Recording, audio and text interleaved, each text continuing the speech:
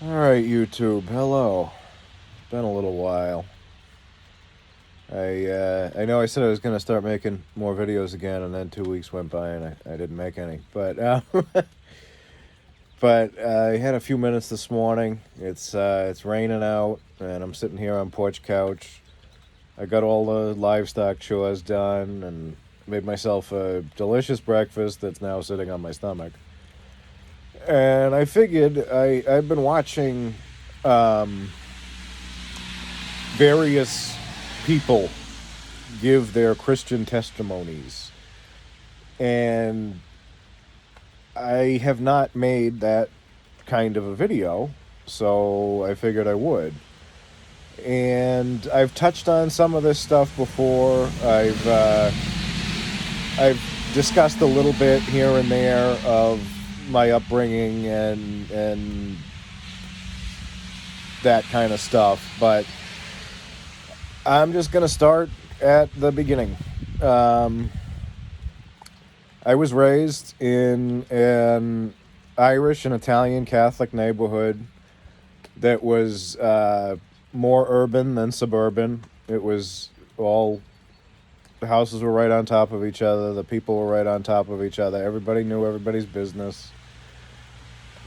But at the same time, they didn't associate with each other. It was like everybody, they'd all talk about each other. It was all gossip and that kind of stuff. But if you had a problem, you couldn't call on a member of the church to help, because chances are they didn't, one, know your name, or two, care about you. And that's the kind of view that I had of religion, that it's just something you do on Sunday morning so that everybody else can see you doing it, so they'll, okay, he's a good Catholic. And you went through all of your little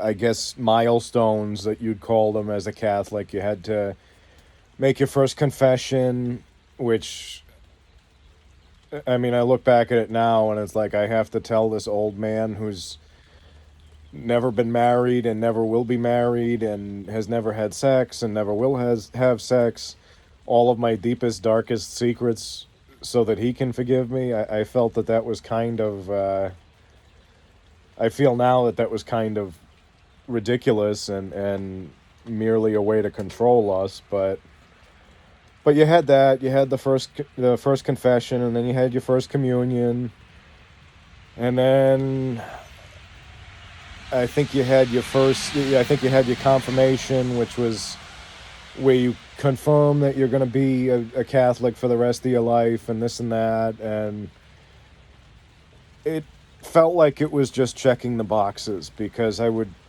say to my family, I have to go every Wednesday night or Tuesday night. I had to go to catechism, and it was an hour, 2 hours, whatever, of this member of the church community who volunteered to do it, teaching us the Catholic beliefs, not the Bible, the Catholic beliefs. And my father had always, I sound like the Joker, my father.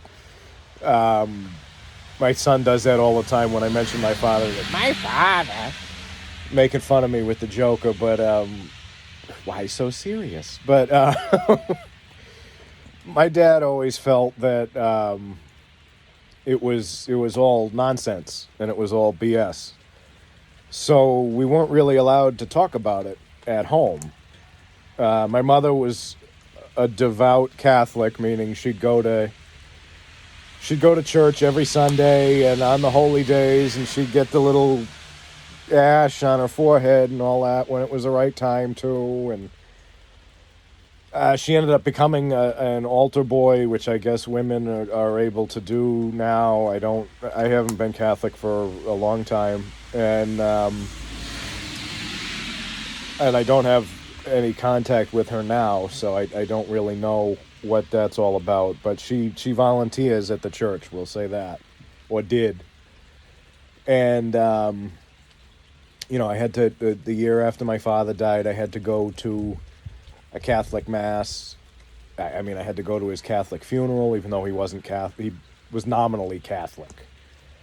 And then I had to go to, I guess, every year on the anniversary of the person's death, you can have them say a mass in remembrance of them, because they have masses multiple times a day. They start at like 7 o'clock in the morning, 6 o'clock in the morning. There's a mass, and like every 2 hours after that, they have essentially the same mass, and it's every day. It's not just Sundays. So I went to that, but my father was. He would flat out say, "Oh, this is bullshit. This is stupidness." So I had to go to CCD because everybody else did. And I actually asked my father one time, I said, "Why do I have to do this if we don't believe in it?" And he said, "You have to do it because I had to do it." Okay, that really doesn't give me any kind of an answer as to why I have to sit there and do this. So when I was in CCD, I would act like it was all bullshit, and I'd make fun of it, and I'd basically be a jerk for the entire class. And that was because I wanted my father to be proud of me. I wanted my father to know. I wanted to be able to say, "You know what? I don't believe this. This is nonsense, and you're forcing this on me." When, in fact, it was my parents who were forcing it on me, not this poor woman who volunteered from the church or whatever. And it just, the whole Catholic mentality in my area, and I'm not saying this is indicative of the Catholic Church. I don't know much at all about the Catholic Church now. My wife is Catholic, but she doesn't go to church. I know she prays. I know she reads about the saints every day. Every morning she gets an email that says, "Today's the feast of Saint whoever who did such and such, and this is why you should ask him to pray for you," and that kind of stuff, which I'm not going to get into that. I don't think that it's necessary to have an intermediary pray for you. I think you can go directly to Jesus and say, "Please help me. Please do this," and have a conversation with him directly, because that's why he died for us. But what really caused me problems, in addition to the catechism, was when it was time to go to high school. I had finished junior high school, and all of my friends in junior high school were going to the public high school, but my family decided I needed to go to a Catholic high school known as Bishop Hendricken. And now to understand Catholicism in my area, you need to understand that everyone was Catholic. Literally everyone was Catholic.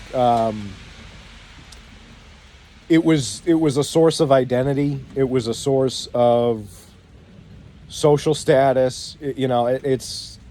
I still see Facebook pictures of people who you can't go through the pictures without seeing them in their Sunday best, which,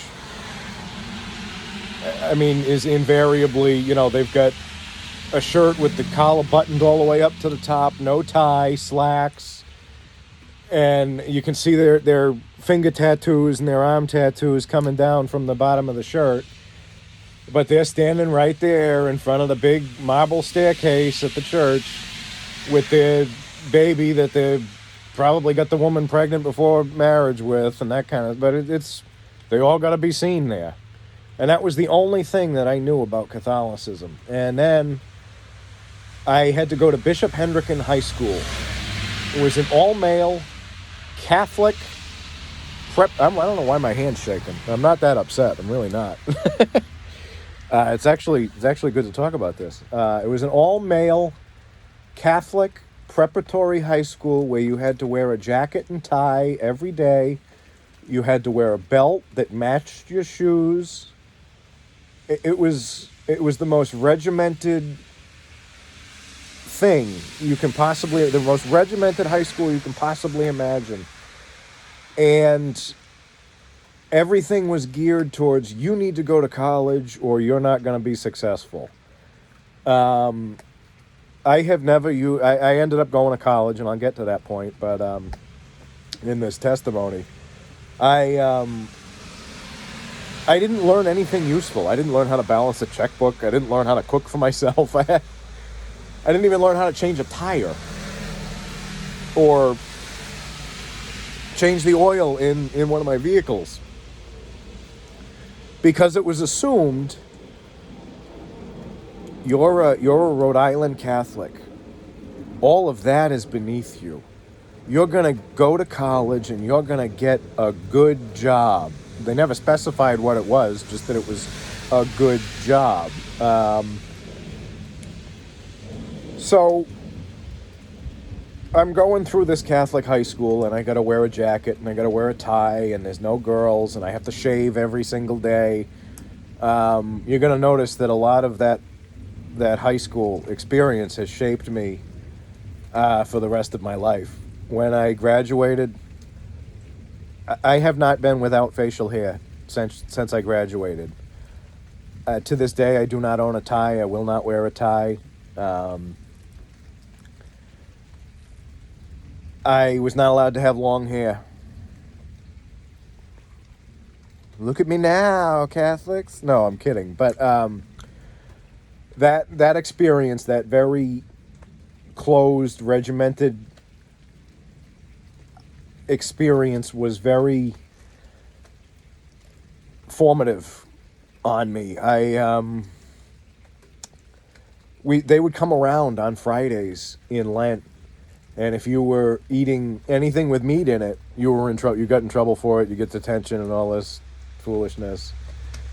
It was very, very much geared towards you're in your place. You do what we tell you to do because we told you to. And that never rubbed me the right way. There was also a lot of abuse going on. We had 2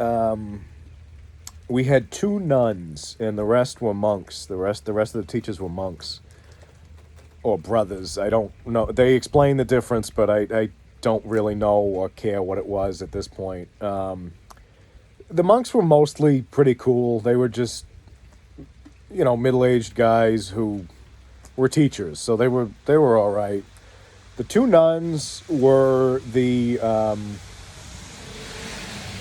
they were something else. One was this big, tall, old lady, white hair, who she taught typing class. Now, if you know anything about my life and have seen any of my videos, I don't type. I have no reason to.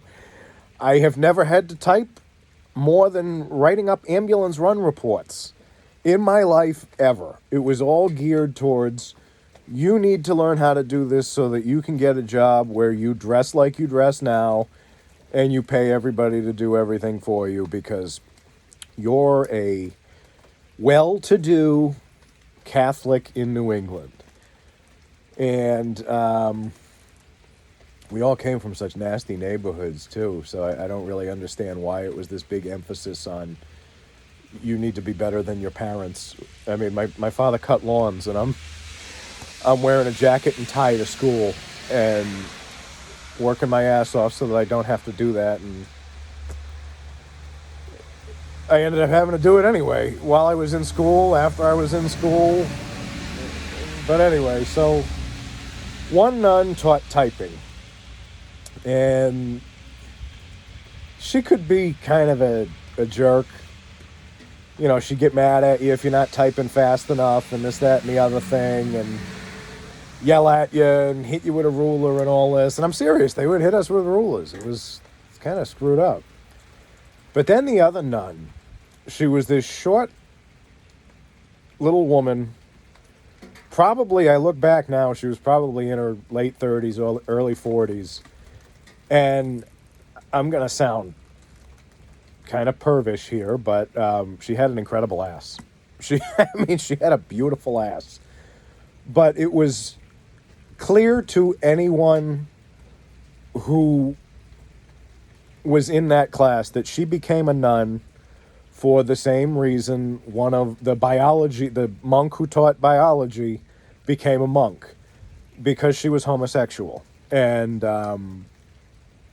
it was either be celibate or be a sinner in the eyes of the church.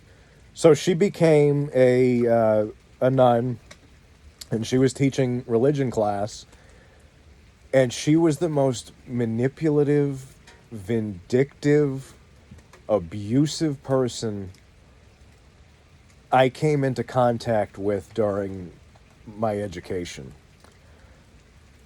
She would swear at you, she'd whisper to you and say something like, "You're a fucking idiot and you can't tell anyone because nobody will believe that I said this." And then she'd just walk away like nothing was wrong. And one time we had this piece of paper that was folded into fourths. It was folded into quarters. And each quarter had a set of notes in it. And we had to memorize that and reproduce that on another piece of paper. And that was one of our exams, which is one of the most foolish things I've ever heard anyway. But I did it, and I asked her, I said, "Oh, does it have to have such and such?" after I handed it in. And she looked at it. She says, "No, it doesn't. And don't you feel lucky, because you'd be fucked if it did. Now go sit down, because nobody will believe that I said this." And she had that little smile on her face, and it was like, it was just so, it really gave me a feeling of what it's like to be in a cloistered religious community and to really see what an insular community is like, because they told us on our first day there that when you walk through those doors, this is exactly what they said, and I'll never forget this. They said, when you walk through those doors each morning, you surrender all of your constitutional rights. You are on the soil of the Vatican. It wasn't. I mean, it wasn't an embassy or a consulate or whatever. It was just some private Catholic high school in Warwick, Rhode Island. And they were big on that. You have no rights. You're a nobody. You're going to do what we tell you, and you're going to stay in your place. And there's a line in The Departed where Jack Nicholson, I think it's Jack Nicholson, right? That's who's in The Departed, the one who plays the mob guy. I think that's his name. Yeah, Jack Nicholson. He says, "Sit, stand, kneel, sit, stand, kneel. The church wants you in your place all the time. The Catholic Church wants you in your place all the time." And that was never more clear to me than there. It was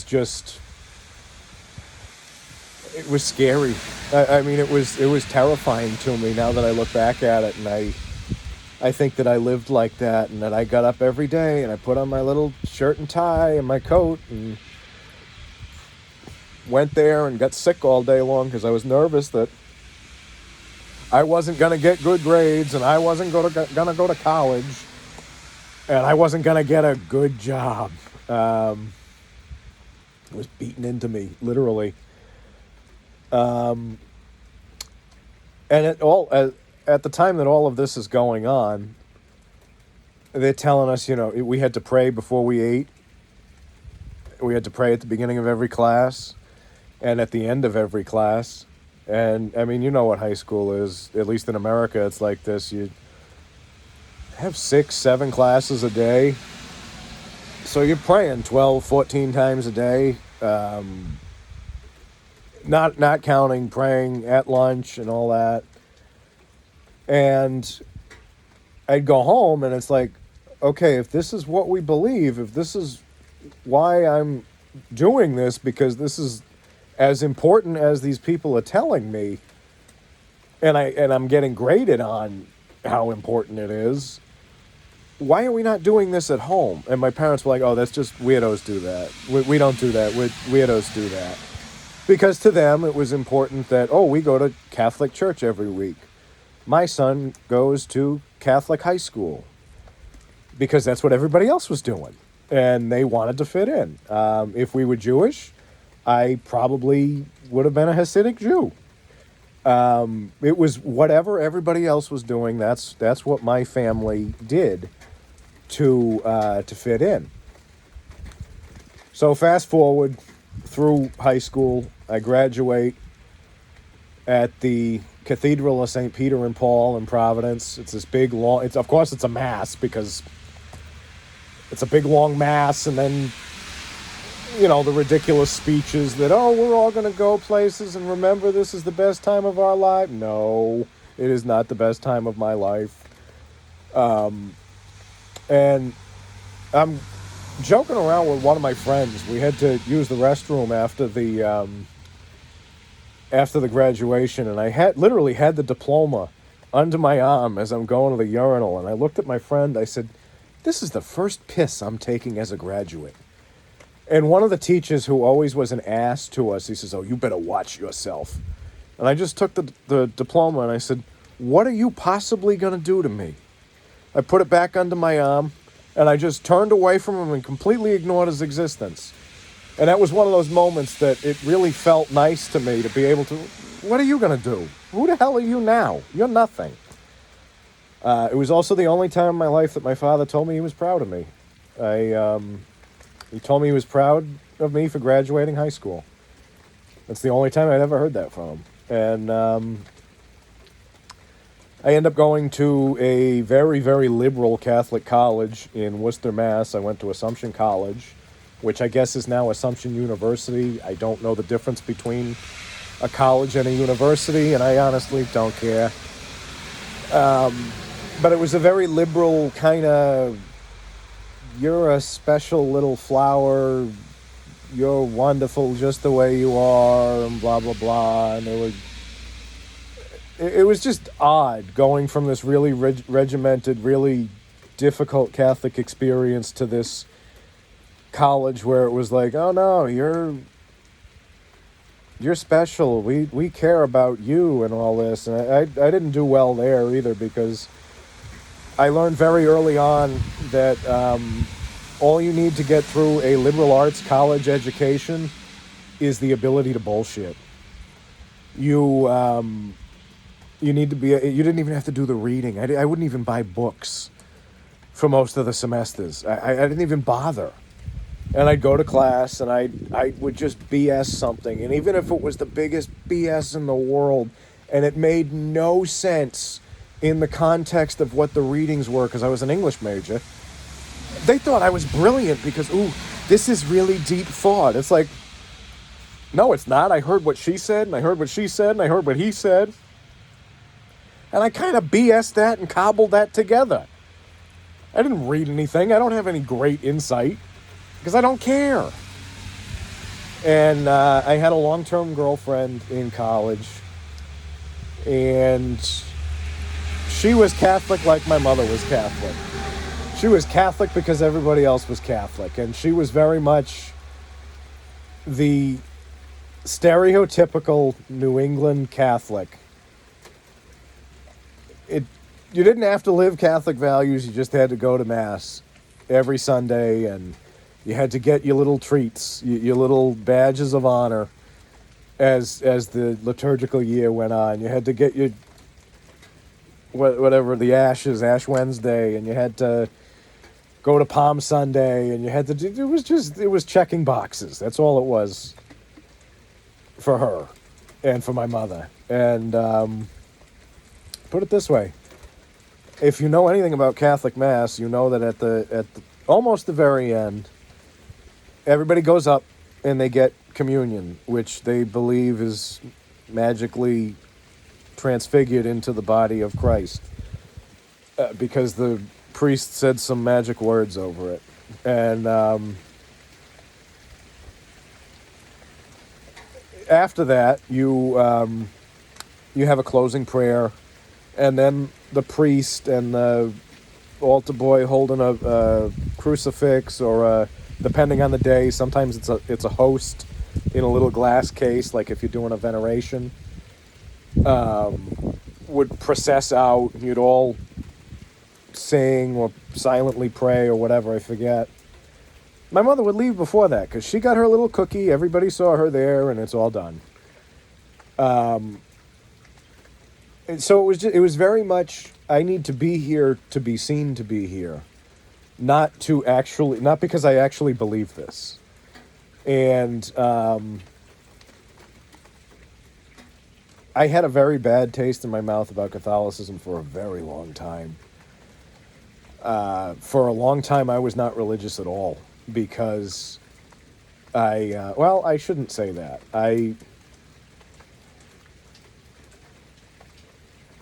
I believed in God, but I didn't really understand how to have a relationship with him. There was a book that I read in college. It was only like 50 pages. It was called Barabbas. And it was about Barabbas, the rebel and thief and killer who, when they're going to crucify Jesus, the Pontius Pilate gives him a choice. He says, look, the custom for this high holiday is I'll release somebody who's going to be killed. He says, do you want me to release Jesus or do you want me to release Barabbas? And Barabbas was like today you'd call him a terrorist or a freedom fighter or something. And he was like a murderer and a thief, and he was all these different things. And the people chose that. They said, no, we want you to release Barabbas and kill Jesus. And Pontius Pilate is like, he didn't do anything wrong. Like, why am I killing him? And they all, we want you to kill him. We want you to kill him. And we want Barabbas to go free. So they free Barabbas. And this book that I read was the story of what happened to, it was fictionalized. The story of what could have happened to Barabbas after he was freed. And it was, he fell back into whatever paramilitary group he was with, and eventually ended up in a salt mine, which I don't know much about salt mines, but it seems miserable. I mean, you're underground digging up salt, and it's hot, and it's gross. And he met a Christian down there, and this guy was convincing him to become a Christian. And they had these little discs that they'd wear to show that they were slaves to this mine. And on the back of it, the Christian guy scratched Jesus' name. What's it? UPS across the street. This Christian guy scratched Jesus' name on the disc, as if to say, I'm a slave to Jesus, not a slave to the emperor. And so he's telling Barabbas all this, and Barabbas is like, yeah, this sounds pretty good. I like this. I want to believe this. And so he does it too on his little disc. And the overseer or whoever, the military, the optio for the military or whatever, comes over and he sees this, and he tells them, all right, you can either scratch that out and be slaves to Rome, or we can kill you. And the Christian was like, no, I'm a slave to Jesus. This is my life. This is what I believe. And they killed him. I think they crucified him. And Barabbas was like, okay, yeah, no, I'll scratch it out. I won't make that stand for this. And the rest of the book was him lamenting that he wanted to believe this, but didn't have the gumption or intestinal fortitude, whatever, pick your cliche, to do this. And so for a long time in my life, the entire time I was on the ambulance, I believed in God, but I didn't know what to do with... Oh, hang on, we got this guy coming. What is he doing? UPS guy's doing something. Oh, he's fixing his door. I believed in God, but I didn't know what the correct path to God was. And I wanted to believe, but at the same time, I was you know, I was fooling around with a bunch of different women. I got married and cheated on that woman, my first marriage, and all this, that, and the other thing. And my life wasn't stable, and I wasn't mentally stable enough to really admit that I needed something in my life, that I needed religion, that I needed God. And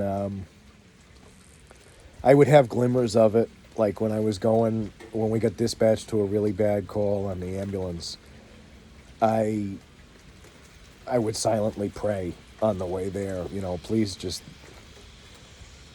let me do my job to the best of my ability for this patient. Let me help them if I can, and if I can't, let me help their family.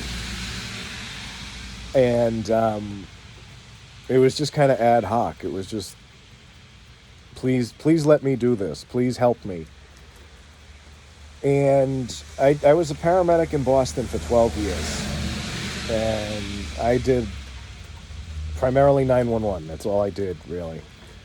For 12 years, I was a 911 paramedic. And I saw so many different things. I saw shootings, stabbings, overdoses. You name it, I saw it. I saw all sorts of horrible things. And I saw the evil that people can do to each other, just the pain that people can cause to each other. And that really hardened me, because I was angry that if this God that I supposedly nominally believe in is real, why is the world such a sewer? Why am I surrounded by such shit? And I became a very callous, very rude, profane individual, and that was me. And of course, if you're in EMS, that makes you popular. Oh, he's burnt out. He's a jackass. He's crazy, and that makes you popular. So I was a nerd in high school, but when I was in EMS, I was the man. I was the Harvey Specter of EMS. If you've ever watched Suits,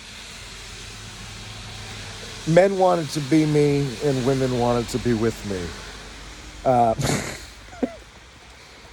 That's a little bit of an exaggeration, but I was considered one of the cool kids. So that was my life until I had a major nervous breakdown. And when I say a major nervous breakdown, I mean a really major nervous breakdown. I ended up going and working for Worcester EMS out in Central Massachusetts. It was a hospital-based EMS provider. It was a very toxic culture. Where I worked in Boston was very laid back. We did our jobs. You did what you had to do, and then it wasn't your life. Out at Worcester EMS, they expected you to go drinking with them and hang out with them and go to barbecues with them. I spent at least 40 hours a week with you people. After that, no, I'm going to be with my family. And they didn't like that, and I didn't fit in there. They didn't like me, and I damn sure didn't like them.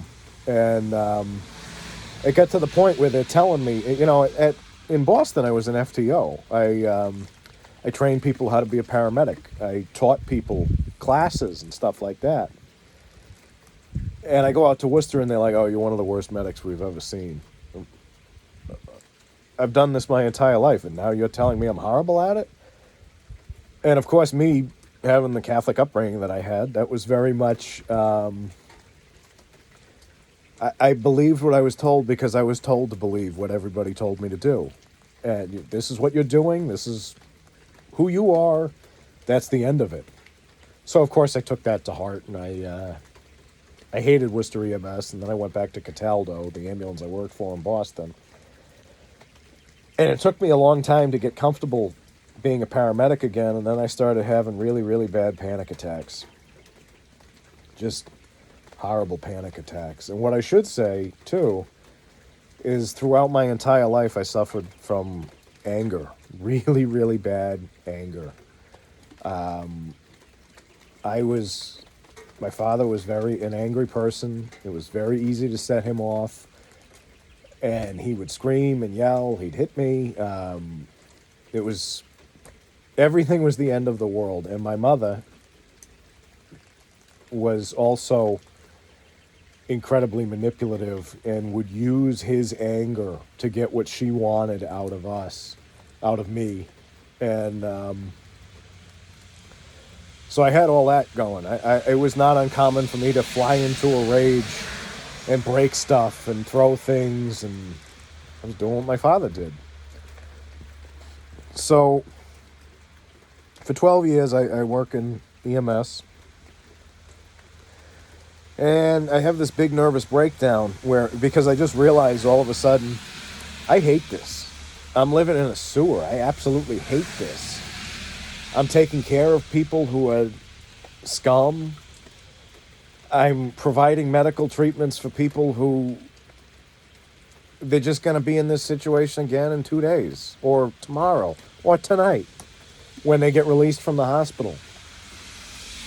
And I hated it. And when I realized I hated it, it was like my identity was a lie, because I wasn't Nick, who is a paramedic. I was a paramedic who is Nick. It was my entire identity. I was the big, bad, tough urban street doctor, and I was a badass. I was everything that the EMS culture told me I needed to be, because I'm very good at fitting into cultures. Because I was trained through Catholic high school and through my Catholic upbringing. So when I finally realized I hate this, I lost it. I lost my mind. I was scared. I was terrified. And everything fell apart. I had no identity. I had no idea what to do with myself. I kicked around landscaping and construction for a while, always getting fired from the jobs because I really didn't have any skill set at all. And it's from those jobs that I learned how to do the carpentry and everything that I do today. And I really had no direction. I really had no focus in my life. And then my father died. Out of the blue, my father died. I was actually working for the oyster farm at the time. I was working for Matunic Oyster Farm. And I was on land that day. I was cutting up. We used to make the gear out of PVC. I was cutting it all up with a chop saw and, basically cutting it to make several thousand cages that we would grow the oysters in. And I didn't have my cell phone with me. It was in my truck. And something kept nagging at me, go check your cell phone. And I said, no, I'm not going to check my cell phone, because they're out on, I wouldn't be checking it if I was out on the water. I'm not going to do it now. So lunchtime rolls around, and the crew that I usually work with has come in on the barge, and we all go into our trucks to eat lunch, because we would all eat lunch in our trucks, because we'd all smoke weed. Just telling it like it is. And I see my phone has something like 8 missed calls. And I'm like, oh, this isn't good. And they're all from my brother. So I call him back, and I'm like, what's going on? And he says, there's a problem. You need to come home. I said, what's going on? You need to come home. Something happened with Dad. Now, I was a paramedic for 12 years, so my immediate question is, okay, what's going on? Tell me what's going on. He says, well, he was having a procedure. It was a routine procedure to remove a basket stent in his leg, and he went into cardiac arrest. I said, okay, did they get him back? And his response was, Nick, no, you need to come home. So I go inside, to the boathouse to tell the supervisor, who I now work with on his farm, my dad's dead, apparently. I need to go. And I drive home. I get sick a couple of times on the way, and it was a major, major shock. So I get home, and, I end up going to my mother's house, and it's all the stuff that happens after somebody dies, the week that's like the week between Christmas and New Year's, where you just don't know which way is up and which way is down. And we had his wake several days later. It was a closed casket because he had his, he was an organ donor, and he had his corneas. He donated them. They gave them to somebody else that had glaucoma or something. And it was a closed casket, and I remember putting my head on top of the casket and talking to him and saying, you need to give me the strength to get through this. You need to help me be who I need to be for Mom and for Doug, my brother. You need to help me to be strong. And eventually it came time. That was before. I got there before anybody else.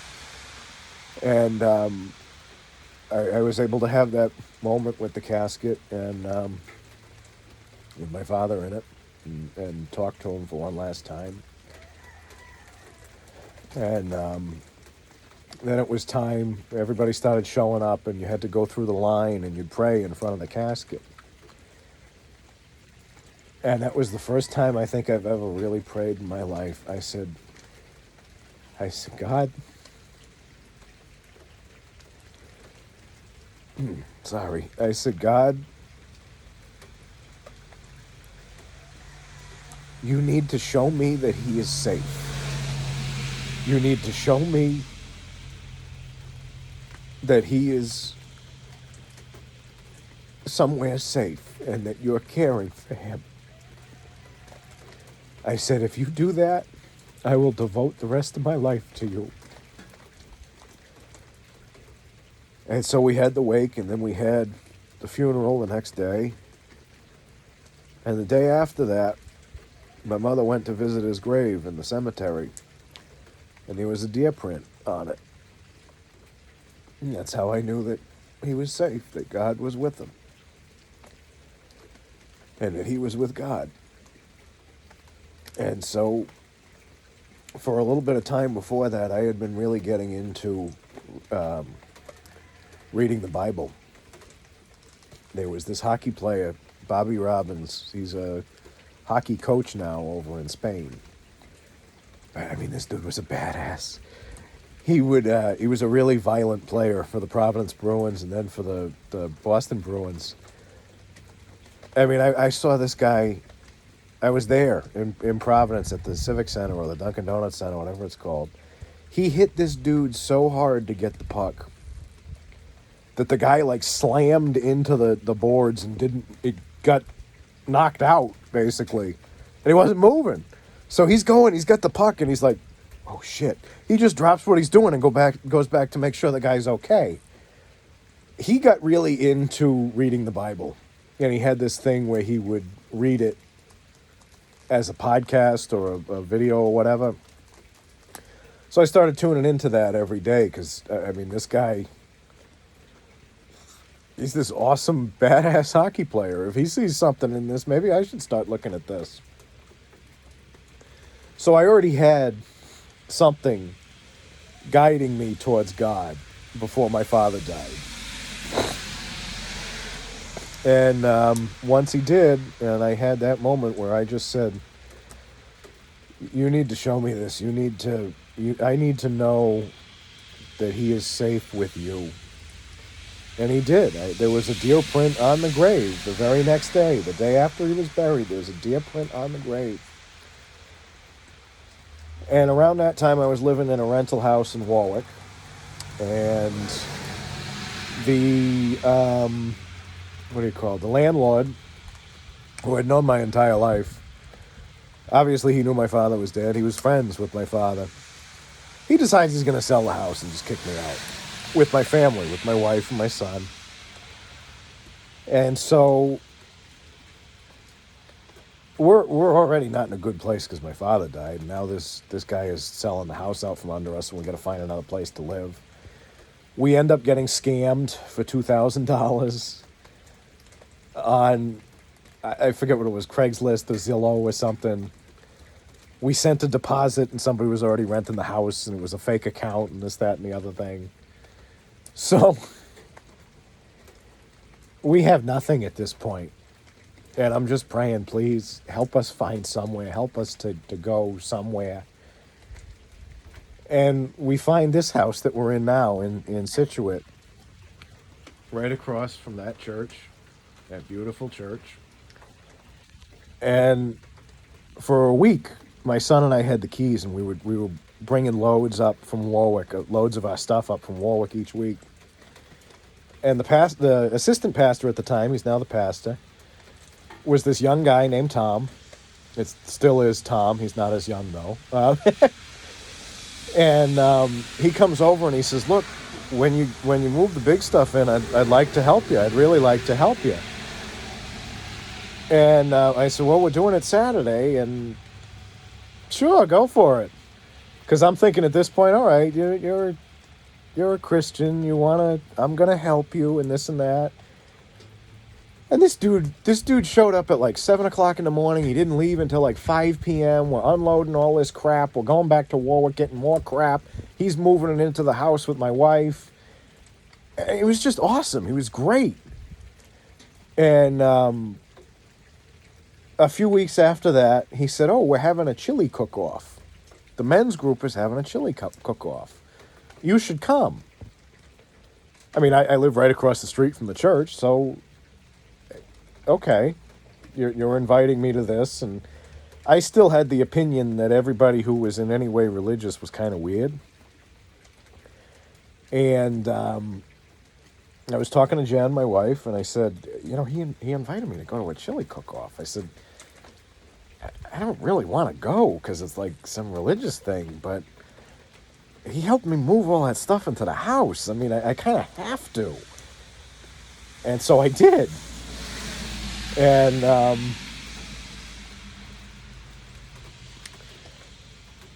the chili was fantastic. But it was all guys like me who,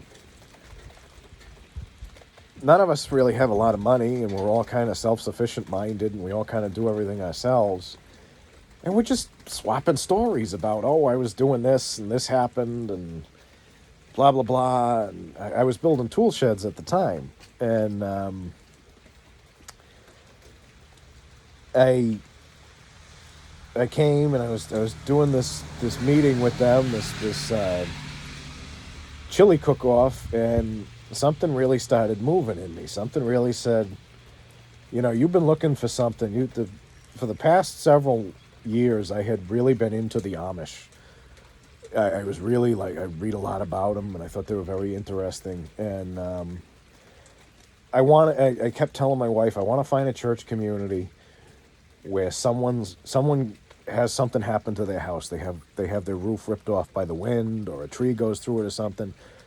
And the church community gets together, and they don't just get money together.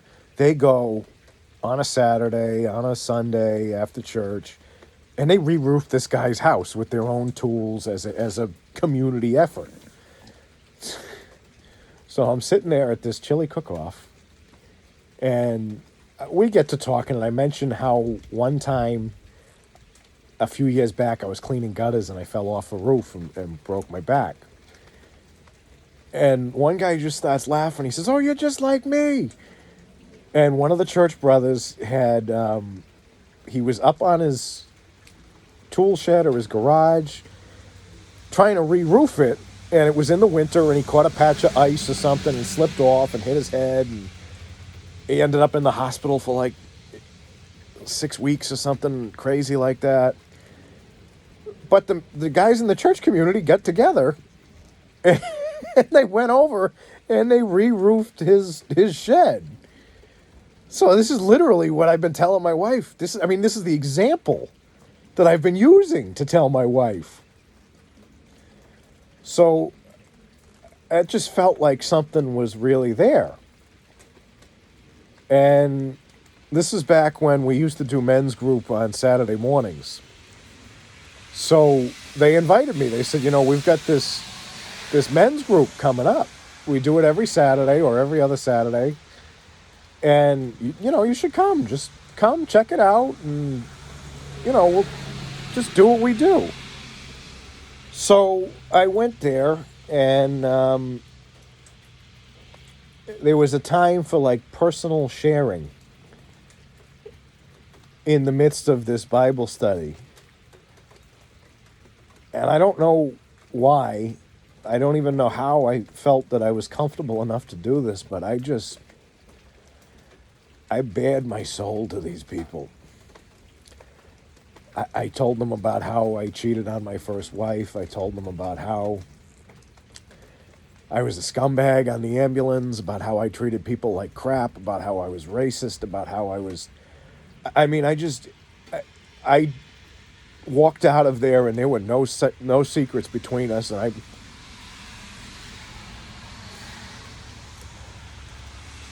I broke down crying, and I told them everything. And why I thought I didn't deserve to be a Christian. And because they're true Christians who read the Bible, they said you don't have to alienate yourself from God because Jesus sacrificed himself to pay the debt for all of your sins. And when God looks at you, he sees you through the lens of that sacrifice. So instead of saying the pastor at the time was Scott, and he said, his exact words were, instead of saying I'm too much of a piece of shit to be a Christian, why don't you thank Jesus for knowing that you're a piece of shit and dying for you? And that was really my awakening to true Christianity. I became very active in the church. I was baptized, and the joke with my pastor, with the guy who's now my pastor, Tom, he said, I have a confession to make at one of our little Bible study meetings. He said, before you came to the church community, I was praying that God would bring someone into my life that I could turn to Christianity. And I just burst out laughing. I said, and you saw some dude drive up with pot smoke blowing out the window, sitting on the porch drinking Gansets, and you were like, thank you, Jesus. And we both laugh about it. And I was praying to have some kind of a direction, and he was praying to have someone to direct. And we were getting kicked out of our house, and this was the only house that we could get into, across the street from this church. And I know that was God's hand. I know that was God moving me and my family to be here. There's a song, My Life Be Like, ooh, ah, ooh, ah. You know that song. One of the lyrics in it is, when you look for the truth, you don't have to look far because it's going to find you. And I love that song. I listen to that song all the time. And aside from the fact that I really enjoy the music of it, it's a really great song. It's by Grits, if you want to look it up. My Life Be Like. But I really love the lyrics of it too. I really love the message of it, because it's a rap song, but it's talking about being a Christian. But it's not beating you over the head with it like the annoying music on the radio. It's truth. It really is. And That one lyric really encapsulates what I feel and how I ended up as a Christian. If you open yourself up to that truth, if you say, God, I'm looking and I need you to help me find where to go, He will. And He'll bring you to where you're supposed to be. Even if it means getting you kicked out of the house that you live in and getting taken for $2,000 through a scam on the internet and ending up at literally the only place that you could find and being scared the whole time, He'll do it. So I was very active in this church, and then COVID happened. And we had to stop meeting in person. We couldn't do our Bible studies in person. Couldn't do our Sunday meetings in person. We did it all on the phones. And now that COVID has receded, I guess you could say, or it's become less of, there's no lockdowns anymore, I find it very hard to go back into public places. I'm a very anxious person naturally from my upbringing. I don't like being around a lot of people. I don't like going to stores. And now that there's this thought that, oh, I could still get COVID. COVID's still out there. I use it as an excuse not to go to church. And when I go to the stores, I wear a mask and everything, and it's really become a crutch for me so that I don't have to go out and I don't have to do things and I don't have to socialize. I went to breakfast with my pastor a couple of weeks ago, last week, I think. Yeah, probably last week. And I'm talking with him. Every now and again, we'll go out to breakfast. We'll hang out and that kind of stuff. And he says, look, you're still a member of the community. You're still a member of the church. And we really need to have you back. We really want to see you and to interact with you. And so I told him about all my fears about what if I catch COVID? What if there's an active shooter, mass shooting, whatever. And we talked it through and we talked about it. And last Sunday, when the football game there, the Super Bowl, I didn't watch it. I don't watch sports. I have a whole theory on professional sports that I'll get into in another video. But I don't watch it. I don't support it. I avoid it.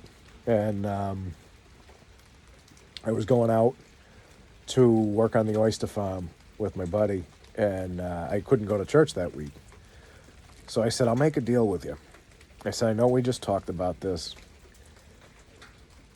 I can't this week because I got to go out and pull gear and do the oystering. I said, I'll come next Sunday. I said, and to make me come next Sunday, I'll do a reading. So the day after tomorrow is that Sunday that I have to go back and do the reading for the meeting, rather. I am probably going to be very nervous Sunday morning, but I feel at peace with it. I feel like this is going to be good for me to get back there and be an active member of this community again. I try to do a devotion every morning. And invariably I end up falling out of the habit of it. So my new thing now is I got an app on the phone that I'm talking to you people on. And first thing I do when I wake up every morning, because I'm a farmer and an oysterman, I check the weather. I have to know what the weather's going to be. Even if I'm not working, even if I have no chores scheduled, I have to know what the weather's going to be. So I check the weather. And I downloaded an app so that I have the entire Bible, any version I want, is on my phone. I can go through it and read it. So I've been reading the Psalms, and I'm on day 16. This is a long stretch that I'm going, actually doing the devotions. And it's only because I have it on the phone. I check the weather, and then I go right to that. And that's how I wake up in the morning. And I really feel God's presence in my life again. I really feel connected again. I pray every night, most mornings too. I have since, over the course of my life, I have gotten on Prozac and Buspar. I've been on that for several years now, and it's done amazing things as far as my anger and my anxiety. I believe that God moved me to do that. That God moved me to say, you know what, it's time for you to get help because there's a chemical imbalance. In addition to all of my anxiety and my anger and my depression, I needed that too. I needed to be able to have the meds that would regulate me. I haven't used marijuana in a long time. I barely even drink. I'll have like a beer a week. And sometimes not even that, because it kind of messes with my stomach. But something big coming by, big dump truck. And big dump truck. I've gotten to a point now where I can honestly say that I am happy to be alive. And this will be the last part of this video, and I know that this is kind of jumbled and all over the place, but as I said, my family was very negative and very abusive. And after my father died, I was the only one who was really keeping it together enough to be able to care for my mother and my brother. And I took on his role of helping my brother do landscaping, helping my mother with different tasks that my father would always do and take care of for her. And so I was doing that for some time, and I was building the tool sheds at the time, and that tool shed company, the younger guy, the son, was not someone who had ever gotten help for his anger or his depression, and it was a very toxic place. I learned quite a bit, skills I still use to this day, but it was a very, very toxic place. And my wife is a nurse, soon to be a nurse practitioner. She easily makes 5 times what I make an hour. If I'm making $15 an hour, she's making, what would that be? 5 or 15, that's 30. That's $55 an hour at least. She's making close to $100 an hour now as a nurse. And we just got to the point where it's like, why am I going and working and doing this? Basically wasting my gas, because I had to drive all the way back to Warwick. And we decided, okay, I'm not going to work anymore. I'm going to focus on the home. I'm going to focus on the farm. We're going to build a farm here. And through the course of my untreated depression, my untreated anger, and my wife's bipolar disorder, we hit a point where my wife was kicking me out of the house.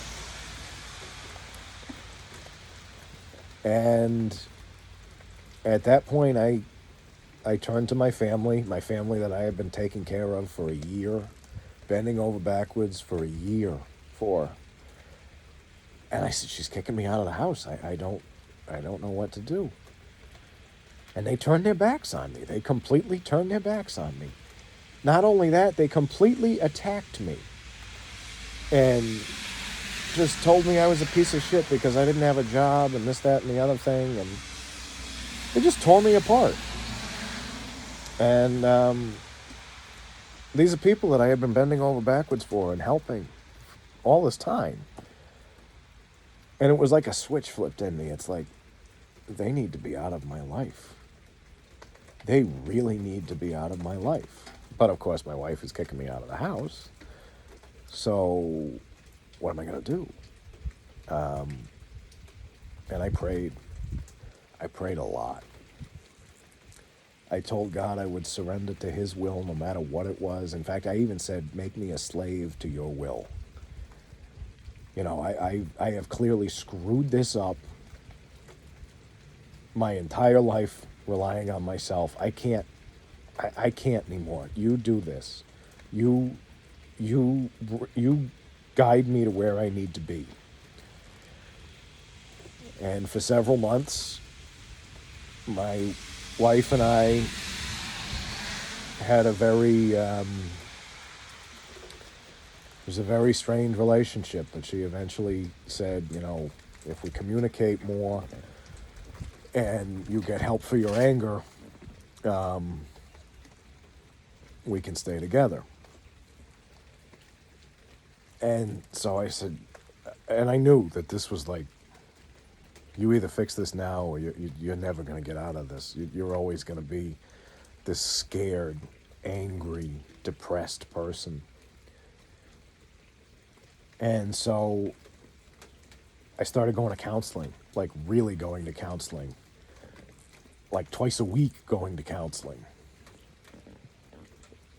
And I started working through all of this stuff, and I started to realize how abusive my childhood was and how upsetting all that was, and how I really held on to this anger. It's called generational anger. My father's father treated him like crap because his father's father treated him like crap, and you were all angry, and you pass that on to your kids because you keep treating them the same way you were treated because it's all you know. And they grow up with this anger. Why was I treated like that? The world must be a horrible place. People must suck. So I started getting to the root of that. And I started actively forgiving people in my life. Actively forgiving my father for the way he treated me, even though he was dead. You know, I made it a point. I said, I forgive you. I love you. I forgave my mother. I forgave my brother after they had just completely torn me apart. I don't have contact with them because it's not mentally safe and healthy for me, so I don't have any contact with them. But I pray for them. I pray that God would touch their lives in the way he's touched mine so that they would know the peace and the joy of living a life with him. My brother still has that anger.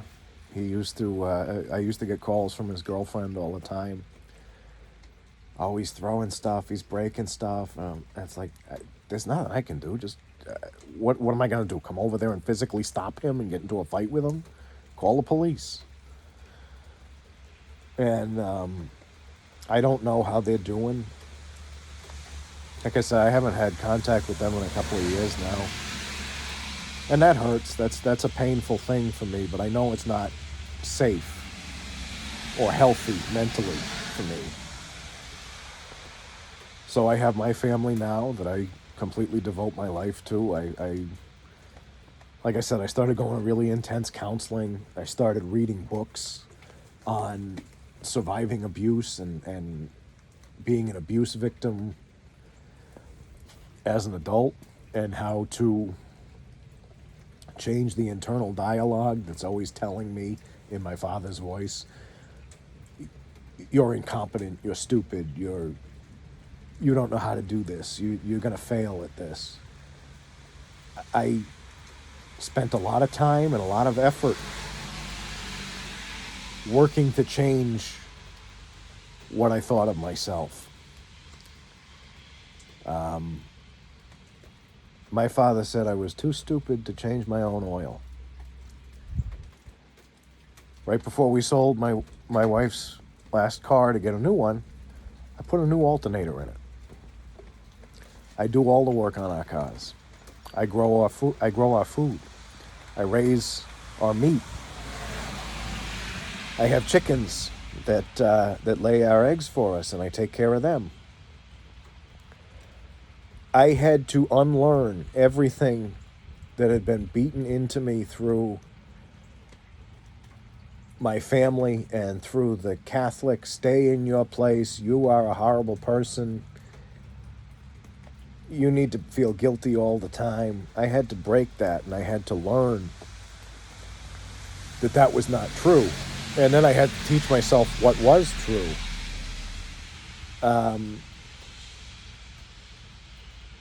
And it took a lot of work. And I'll never forget the day that I approached my wife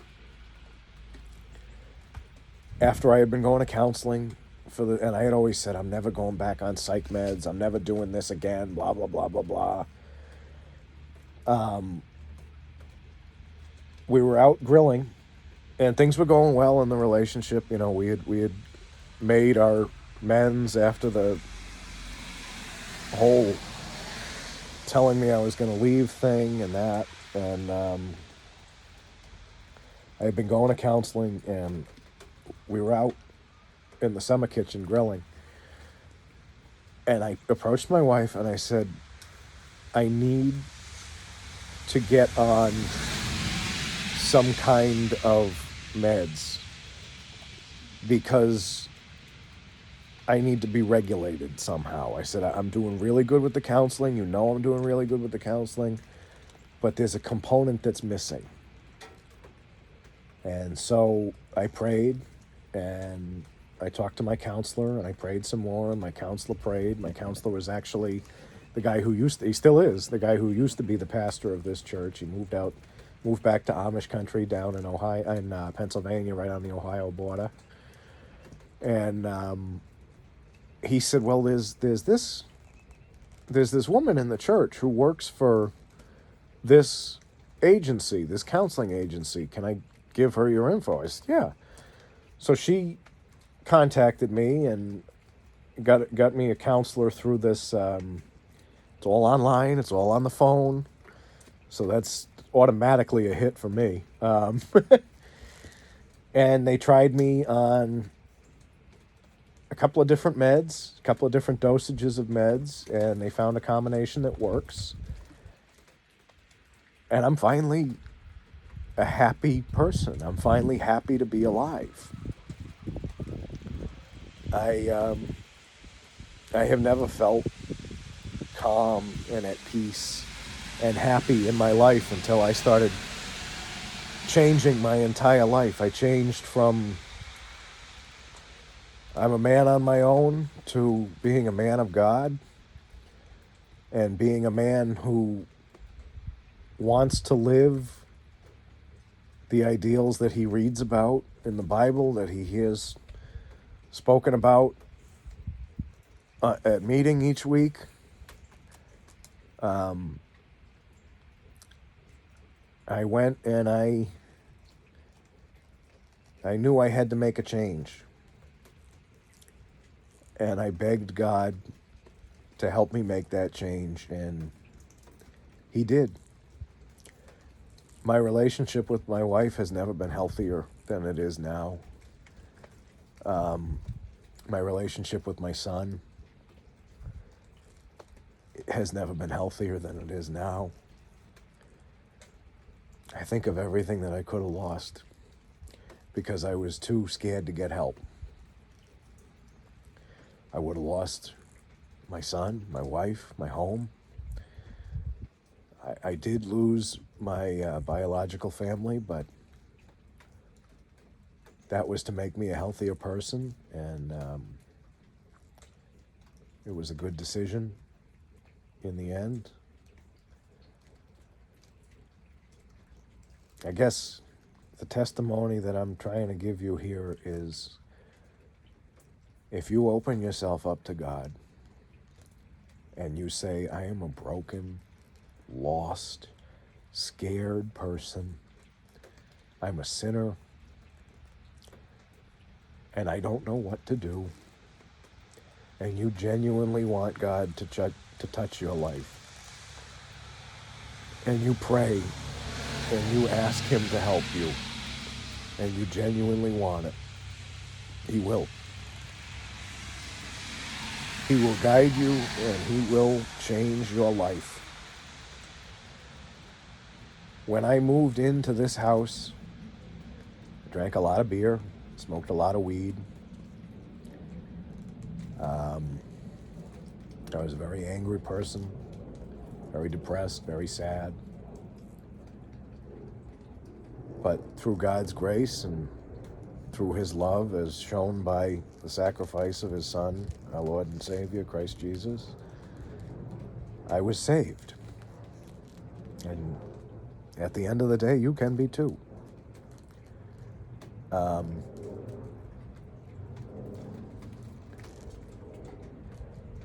You're never too far gone for God.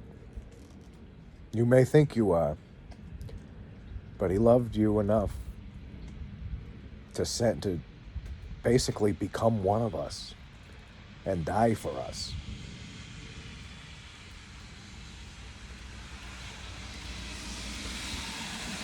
That's a love that I really can't even understand. I can academically understand it, but realistically, I can't fathom that. But I know that that's how he loves us, and I know that because that love has been shown in my life.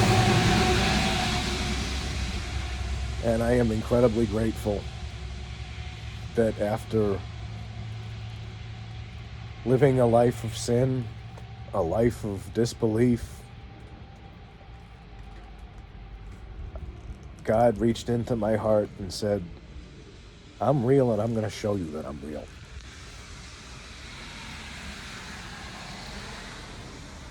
So it's been almost an hour and 20 minutes now, and that's my testimony. I grew up Catholic. It had a very detrimental effect on me. And I turned my back on God. But God wasn't having that. He moved me to come back. He moved me and he started me on a journey that ended with me becoming a full-fledged baptized member of this church who participates in volunteer events and goes to Bible study and is now going to be going back to Sunday meeting so that I can sing and worship with my brothers and sisters in Christ.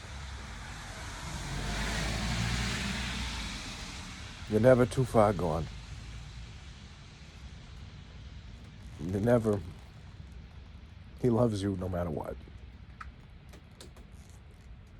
You're always welcome to come back. It's like the prodigal son. Yeah, I mean, that's the purpose of that passage. You go out and you drink and gamble and whore your life away, and then you realize I've made a disgusting mockery of what my life should be, and you go back to God and you say, I'm sorry, help me. And he's overjoyed that you came back because he loves you.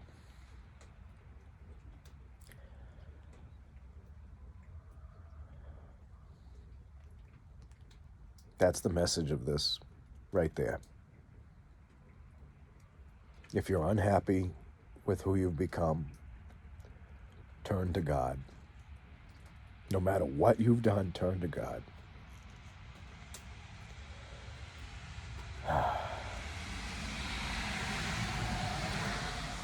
That was a big thing for me to share all that. So I hope you found it meaningful. I hope it spoke to you if you're in this kind of situation. I've told you this, and now I put it in God's hands to do what He will with how you take this information. So I hope wherever you are, you're comfortable and that God is with you. Thank you.